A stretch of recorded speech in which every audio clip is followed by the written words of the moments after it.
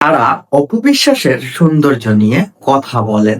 তাদেরকে একটা জিনিসই বলতে চাই, অপবিশ্বাস কি একদিনে এই বাংলা ইন্ডাস্ট্রিতে জায়গা করেছেন, নাকি ধীরে ধীরে তার পরিশ্রমের মধ্য দিয়ে সে এই বাংলাদেশের মতো একটা ইন্ডাস্ট্রিতে সে 70টিরও বেশি সিনেমা করেছে, তাও বাংলাদেশের মেগাস্টার শাকিব খানের সাথে।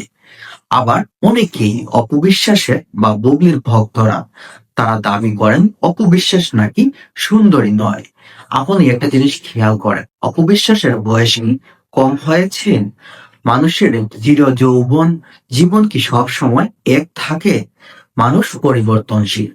তারপরও অপবিশ্বাস বর্তমানে যেই সুন্দর এবং যেই সুন্দর পর্যায়ে আছে, আমার মনে হয় না বাংলাদেশের ইন্ডাস্ট্রির মতো জায়গায় এই বয়সে এসেও এত সুন্দর নায়িকা এখন আপনি দেখাতে পারবেন।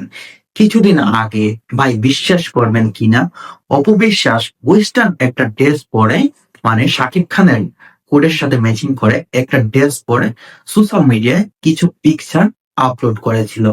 ভাই বিশ্বাস করেন, ছবিগুলো দেখার পর সত্যি মাথা নষ্ট হয়ে গেছে। এর আগে জনপ্রিয় চিত্রনায়িকাকে ওয়েস্টার্ন অনেক ড্রেস পরেই তিনি ফেসবুক সামাজিক যোগাযোগ মাধ্যমে অনেক পিকচার আপলোড করেছিলেন।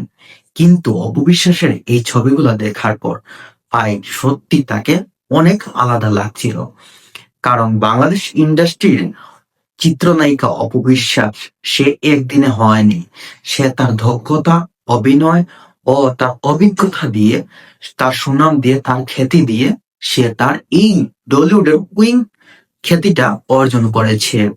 তা না হলে আপনার আমার মতো অনেক নায়িকা আসবে আর যাবে। আপনি দেখেন অপবিশ্বাসের সময় অনেক নায়িকা, এখন তাদের কোনো গন্ধই নেই। পপি, তাকে নেই। সাহারা, অপবিশ্বাসের সময় নায়িকা, তাও নেই।